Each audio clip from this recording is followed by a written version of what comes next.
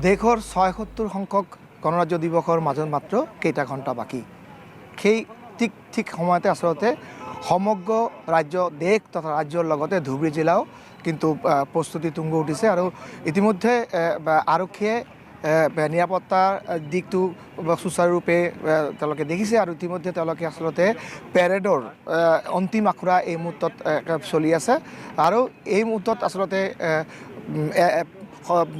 অন্তিম আখৰাৰ লগতে সমান্তৰালভাৱে নিৰাপত্তা কটকটীয়া কৰি তোলা হৈছে। এই মুহূৰ্তত আমাৰ লগত আছে ধুবুৰী আৰক্ষী অধীক্ষক, তাৰ পৰা মই জানিব বিচাৰিছোঁ ছাৰ, যিহেতুকে আৰু কেইটামান ঘণ্টা বাকী আছে গণৰাজ্য দিৱসৰ, কি ধৰণৰ প্ৰস্তুতি?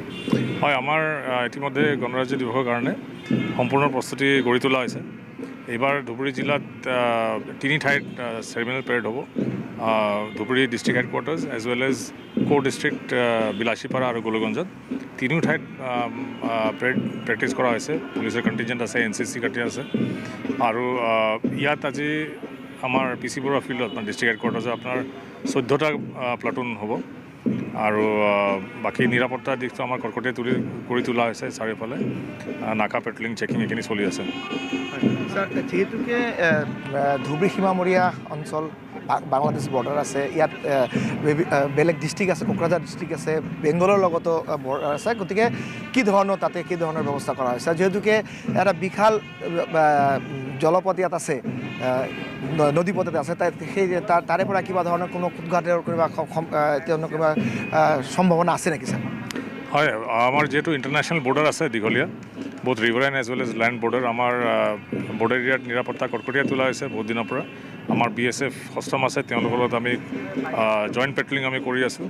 আমাৰ ছেকেণ্ড লাইন ডিফেন্স আছে অসম পুলিচৰ, আমি তাৰে পেট্ৰলিং এম্বুছ সেইখিনি কৰি থকা হৈছে আৰু জলপথ যিটো আছে আমাৰ ৰিভাৰাইন, তাতো আমাৰ বোট পেট্ৰলিং এটচেট্ৰা চলি আছে। ছাৰ, কি ধৰণৰ কোনো স্পেচিফিক ধুবুৰী জিলাৰ কাৰণে কোনো স্পেচিফিক থ্ৰেড আছে নেকি উগ্ৰপন্থী সংগঠনৰ পৰা? নাই, গণৰাজ্য দিৱসত বুলি আমি সষ্টম আছোঁ, এলাৰ্ট আছোঁ আৰু যাতে কোনো ধৰণৰ কুটাঘাত নহয় আৰু ছেফলি যায়, তালৈ আমি গোটেইখিনি কৰি আছোঁ। ছাৰ, দেখা হৈছে বিগত মানে এক মাহৰ ভিতৰতে 5জনকৈ জেহাদী সংগঠনৰ মানুহ ইয়াত ধৰা পৰিছে, গতিকে কি তেওঁলোকৰ ফালৰ পৰা কিবা ধৰণৰ থ্ৰেড আছে নেকি? নাই, এজ আই ছেড যে আমাৰ সদায় আমি কনষ্টেণ্ট ৱাটছত থাকোঁ, এলাৰ্ট থাকোঁ আৰু যিকোনো ধৰণৰ থ্ৰেড। ৰাজেশ চৌধুৰী, এই মুহূৰ্তত আপোনাক ধন্যবাদ জনাইছোঁ।